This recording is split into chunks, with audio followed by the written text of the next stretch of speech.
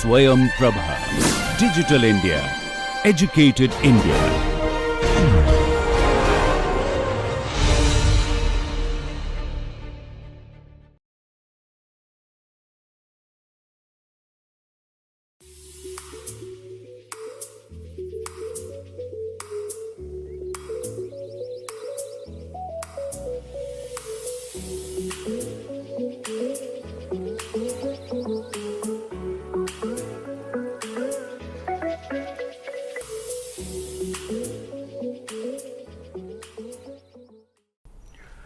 I welcome you to this lecture of flow through porous media.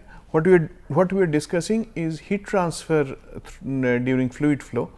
We showed that there is a progression of heat transfer front along with the flow front. Obviously, the heat transfer front moves at a much slower rate than the actual fluid flow front, and there could a major assumption there could be a thermal equilibrium, which is very effective and simplify the problem a lot. But if we do not want to consider thermal equilibrium, then probably the next step would be volume averaging that we are discussing in the last lecture, and we will continue to build on that. What we discussed in the last lecture was something called a mean field model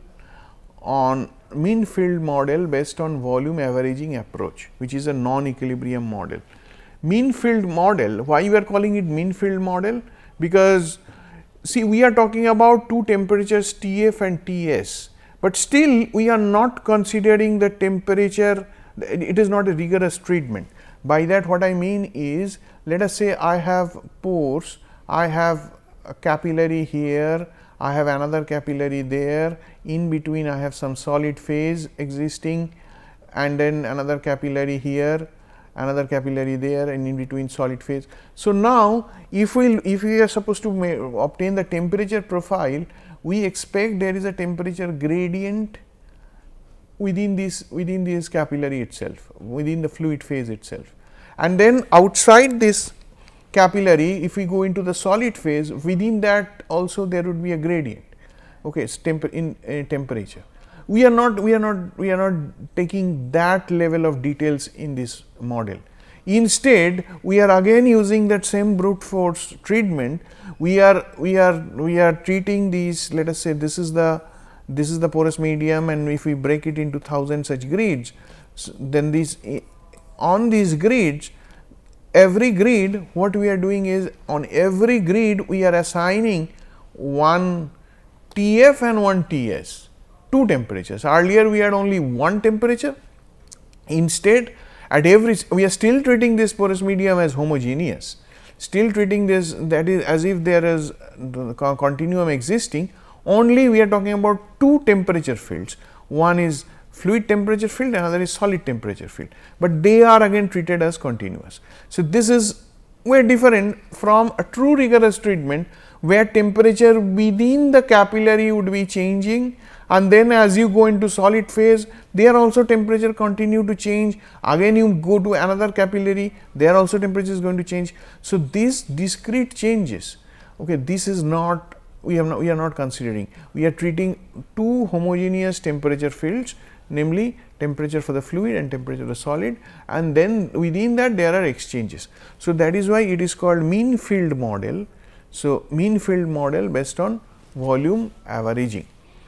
So, now this is the, already we said that these are the two equations we have, one for the fluid phase, another is for the solid phase, and we have defined porosity for a structured system here, and based on this. So, you can see here, for example, the solid part, we can recognize this is arising from thermal conductivity. We have talked about already about these tensor, right. So, here this thermal conductivity is assumed to be, thermal conductivity is a tensor, and then if we are talking about one dimensional heat flow, then it would be simply Kxx del square T del x square, del square Ts del x square. It is not a single temperature field. Earlier we had only single temperature field. So, that is why we had K, we started with, you remember, solid was represented by rock. So, we had Kr del square T del x square.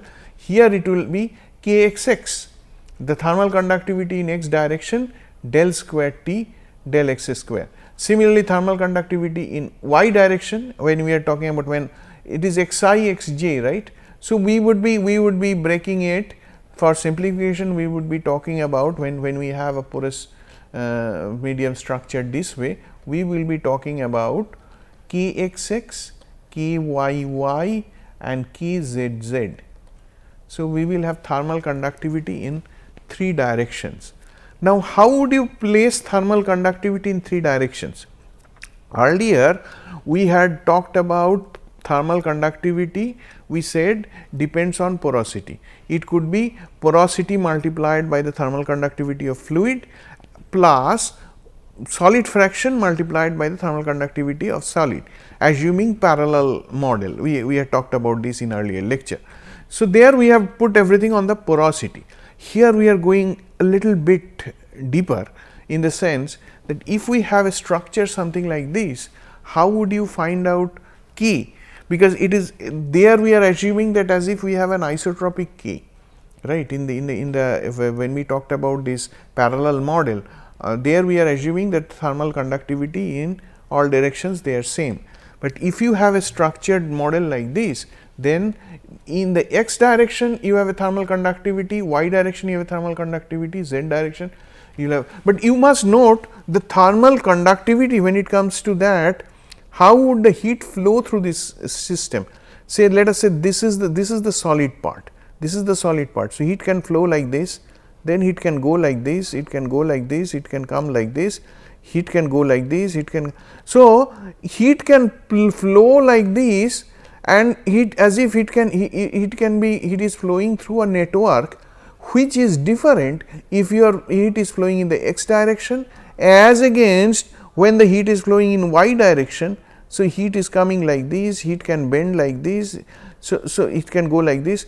So, as if heat is flowing in the x direction, we can think of as if we have some network through which heat can flow in x direction, heat can flow in y direction, and z direction is perpendicular to the screen. So, heat would be moving parallelly, heat conduction is taking place parallelly through these through this porous medium in parallel to those capillaries that are running, right, perpendicular to the screen. So, then we have this kxx, kyy and kzz, these are thermal conductivities that can definitely that will depend on what Wf, Ws, Hf, Hs you are working with. So, if we have gone to this level of rigorousness, one may like to go and define this thermal conductivity in the 3 directions. Few other terms, I will go to this thermal conductivity in a moment. In fact, we can talk about this thermal conductivity first, that the thermal conductivity is based on, thermal conductivity can be written based on theory of network of thermal resistors. So, as if we have a network of thermal resistors. So, you have a resistance here, then you have a resistance there, then you have a resistance there, you have a resistance there. So, current can flow as if so if from one node to another node how the current will flow. So, there are certain theories existing in the area of network of thermal resistors. So, that was invoked by previous researchers to arrive at these values of kxx, kyy and kzz. And what are those? Wf plus Ws into Hf plus Hs by Hs into Wf plus Ws inverse, that means the reciprocal of it, into Ks, where Ks is the solid thermal conductivity, that means thermal conductivity of the solid at bulk level, which is reported in literature. Similarly, Kyy instead of Wf, now it is becoming Hf and Hs, and instead of this terms it is becoming Wf plus Ws by W. So, this is the changes that are taking place. So, you can see these are coming here, and kzz is simply phi s ks, and phi s is basically 1 minus phi f. That means, this phi s is the solid fraction multiplied by thermal conductivity. So, this part we can recognize a little bit, that the corresponding solid fraction multiplied by the thermal conductivity of the bulk solid. So, K is the Ks is the thermal conductivity of the solid. So, this part we can recognize from our earlier understanding, and these are okay, we can accept that these are arising. I mean, if it is shown by the previous researchers that this should be the expression for thermal conductivity in x and y directions, if WF and W in terms of WF and WS, if one resorts to theory of network of thermal resistors. So, that is one thing. But if we go back and look at the other terms, for example, we have this CF, CS, AV, alpha. So, we have several terms we had talked about here. So, what are the definition of these terms? These are given here. So, what we see here is CF and CS, these are fluid and solid specific heats. So, one is the specific heat of fluid and the other one is the specific heat of solid. UI is velocity of the fluid averaged over the channel cross section, which is basically the interstitial velocity.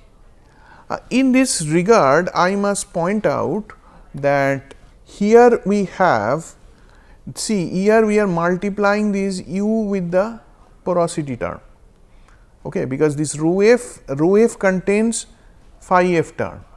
Okay. So, that means this term when you are going here, so automatically you are multiplying this ui with the porosity term.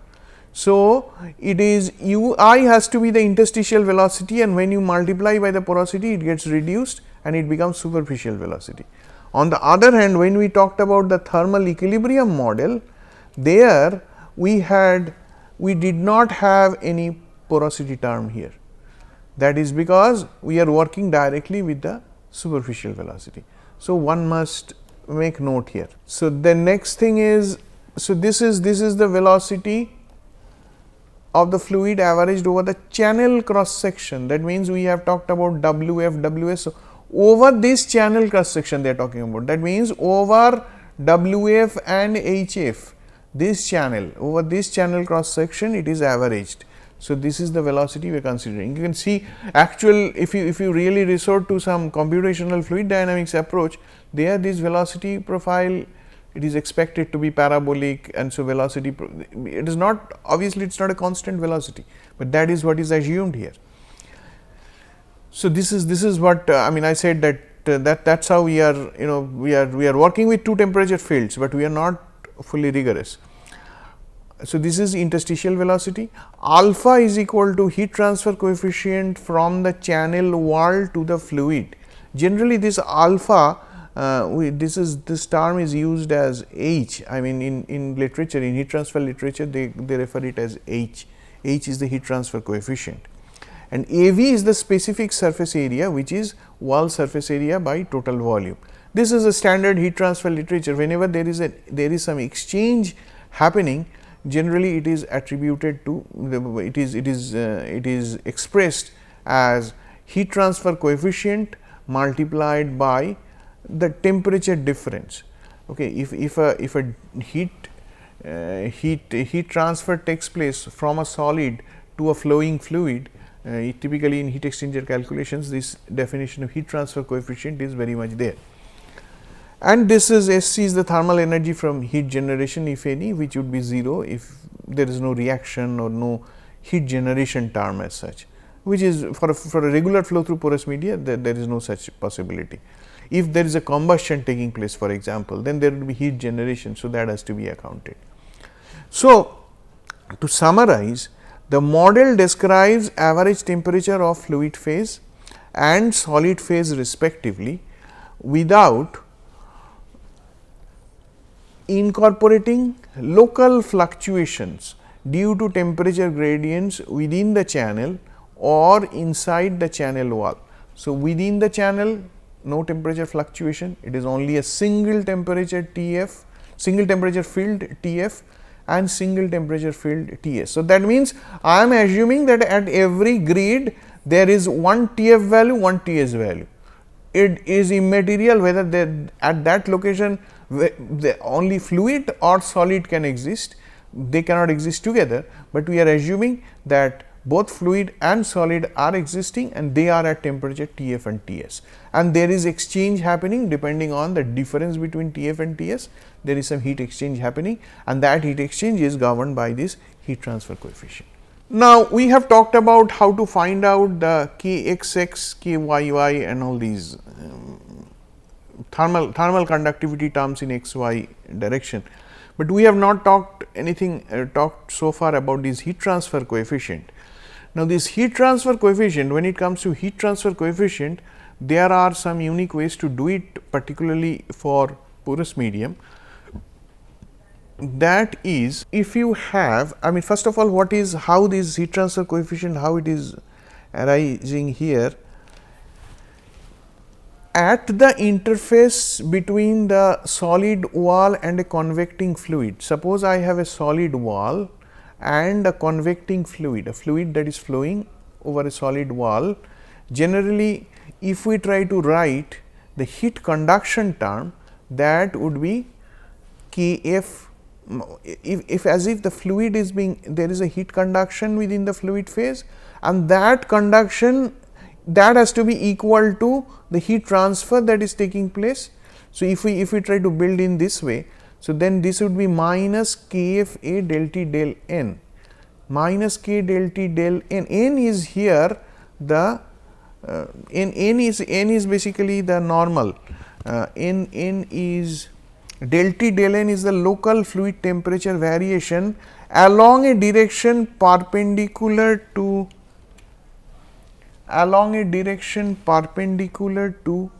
solid and fluid interface. So, along a direction perpendicular to solid fluid interface, del T del N, the temperature gradient. So, minus K A del T del N, that would be equal to the heat transfer coefficient H into T W, whatever is the temperature here, and T reference. Let us say T reference is the temperature which is existing far away. So, T W minus T ref. So, that is what is the definition of heat transfer coefficient, that whatever is heat conduction that is taking place because of this temperature gradient, that has to be equal to the heat transfer that takes place. So, now with this definition of H, which earlier we have talked about, that in our earlier case we have talked about alpha. So, this heat transfer coefficient you can write here, if you follow this particular equation, then one can write H by Kf can be written as, A will cancel from both sides, it is minus del T del N at wall divided by T W minus T ref. So, that would be H by Kf. Now, there is a dimensionless number by which typical heat transfer in a fluid in the context of fluid mechanics, in the context of fluid flow in a macro scale pipe, it is defined as, there is a dimensionless number known as Nusselt number. Nusselt number is H d divided by Kf, where d is a representative length. It could be diameter of the pipe, it could be some, depending on the geometry that one is working on. So, this is traditionally, this is the Nusselt number, and in case of fluid flow in a pipe and the consequent heat transfer, there generally this Nusselt number is related to then correlations where analytically one can derive definitely, and also that has been tested empirically, some constant, some number multiplied by Reynolds number to the power some exponent, and then there are other dimensionless numbers, for example, Prandtl number, and so one can come up with a correlation in terms of dimensionless number sets. So, this is common in case of flow through a pipe, and this Nusselt number, once you find out what is the Nusselt number, then you can go ahead and find out what is the corresponding heat transfer coefficient, and this heat transfer coefficient will tell you what is the, how much heat will be removed from the system, how much heat will be transported from one side to another. So, this is how this works out in a macro scale, for a macro scale flow in a pipe. Now, Here in this case, for a porous medium, one can come up with a Nusselt number as well, but this Nusselt number would be then modified, because these H and K, they will modify, they will be modified. So, what is the modification? When porous medium is introduced in the forced convection channel, when instead this whole thing was happening in a solid wall and a convecting fluid. Now, if you have, instead of these, if you have a porous medium here with pores and everything, so then in that case, so when porous medium is introduced in the forced convection channel, then due to increased surface area, now there is an increased surface area, H and K, the interplay of H and K that we talked about here, they will change to He and Ke. So, they would change, there would be a different H and different K when it comes to porous medium, as compared to the H and K that we have talked about from these correlations for flow through a pipe. So, these correlations will not be valid anymore, because now the H and K, they are going to change. So, the Nusselt number for porous medium, that is going to change. So, now a proposed correlation in this regard is something like this, that Nusselt number is equal to 0.1 Reynolds number to the power 1 minus 0.5 Darcy number plus Darcy number. So, DAG, which is basically global Darcy number, is given by square root of K by D. D is a representative length, it is not diffusivity, do not confuse with that. So, D is a representative length. Square root of K, you remember unit of K was meter square. So, square root of K means it is the unit of meter. So, meter and divided by characteristic or representative length is also meter. So, they cancel out. So, it becomes a dimensionless number. So, Darcy number is a global Darcy number is square root of K by D, and Reynolds number in this context, though we had defined already Reynolds number for porous medium, but the researchers who have developed this correlation, they are into using this Reynolds number as velocity density into square root of K by mu. Instead of diameter, we are they are writing it here as square root of K. Basically, the dimension remains same.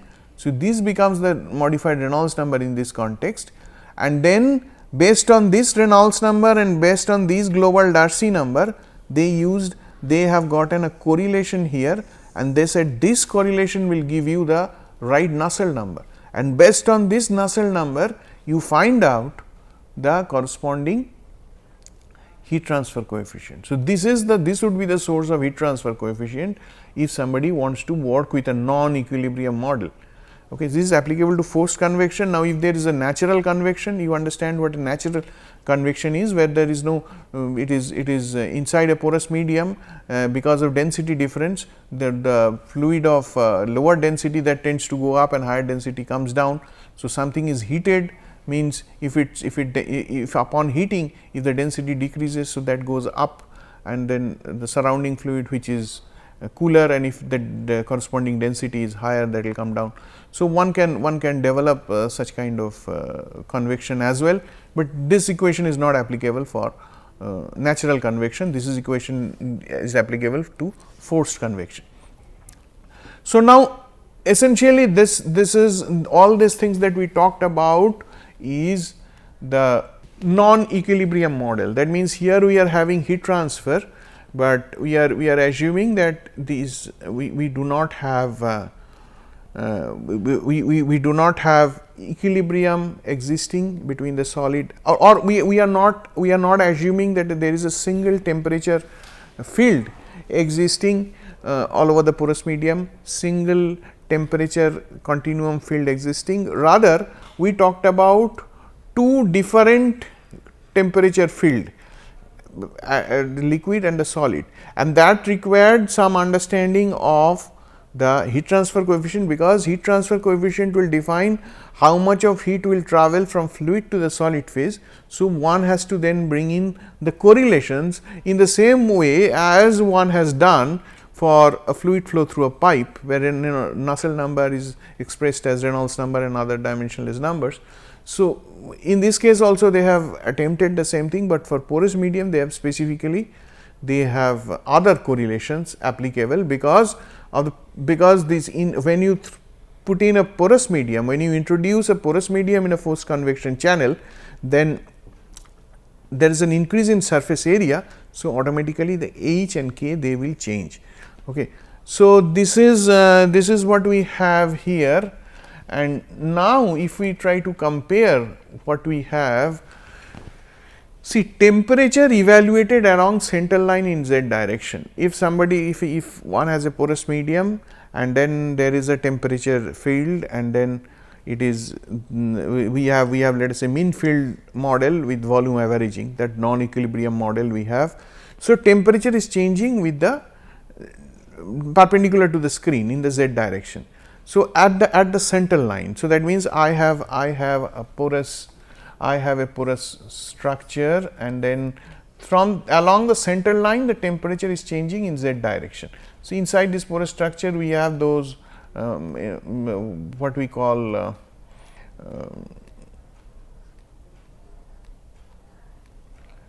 we have those honeycomb type structure, we have those straight capillaries running with dimensions of WF, WS, and let us say along the center line in z direction, if I try to find out the temperature profile.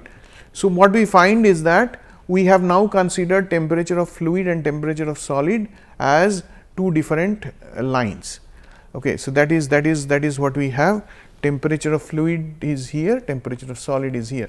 So, we have only advantage. So, when we assume thermal equilibrium, the first model that we considered, okay, single temperature field, that time this temperature of solid and fluid they are merged. So, we have only a single temperature field that is probably running in between somewhere. So, this is the thermal equilibrium model, only a one single temperature field. Okay, and this is probably the assumption you have, that there is a variation between solid and fluid, but you can ignore that variation and you can work with a thermal equilibrium model, single line for solid and fluid. On the other hand, the next non equilibrium model would be mean field model, where still we are treating them as homogeneous and only two temperature field, T fluid and T solid, and then we have assumed that there is some exchange happening between them. So, then we will have two separate lines for solid and fluid, though it is approximate, because you are assuming an approximate value of thermal conductivity. Look at it how we have done Kxx, Kyy, Kzz, and that is using theory of network of thermal resistors, but actually that is not supposed to be done this way, right. If there is a channel, then if we are looking at the K in x direction here thermal conductivity is basically thermal conductivity of fluid, right. And then when it comes to the next, when you are into the solid part, it would be thermal conductivity of the solid itself. Okay. So, it depends on where the grid is. So, we are not looking into that level of details, but we have by some means. So, that is why you must note that when it is defined Kxx, Kyy, there is this sign, not equal sign, they are approximate. So, this thermal conductivity based on network based model that we used here, these are approximate models. Okay. So, but at least some improvement over a single field model. But if really somebody wants to do the most rigorous exercise, one has to go to a detailed CFD, computational fluid dynamics model, treating each capillary individually. So, one has to or inside the capillary, the temperature gradient has to be taken into account, the velocity profile has to be taken into account. Here the velocity is assumed a single value, okay, for every grade. So, those are not done here. Obviously, the reason is they are computationally expensive, but the fact is for I would say most of the cases, this thermal equilibrium model is good enough. So, obviously, why would one go to these computationally expensive processes? So, this is all I have as far as the heat transfer through porous medium is concerned. So, I am closing this chapter here. That is all for this module. Thank you very much.